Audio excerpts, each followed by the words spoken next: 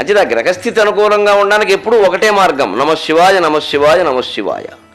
ఆ శివనామస్మరణ అనేది మనిషికి అన్ని పరిస్థితులని అన్ని గ్రహస్థితులని అనుకూలం చేసేస్తుంది. పవి పుష్పంబగు అగ్ని మంచగు అకూపారంబు భూమిస్థలంబవు అకూపారంబు భూమిస్థలంబవు మిత్రుండతి మిత్రుడవు విషము దివ్యాకారమౌను ఎన్నగా అవనీ మండలి లోపలన్ శివ శివేత్యాభాషణోల్లాసికిన్ శివ నీనామము సర్వవశ్యకరమౌ శ్రీకాళహస్తీశ్వర శివ నీనామము సర్వవశ్యకరమౌ శ్రీకాళహస్తీశ్వర.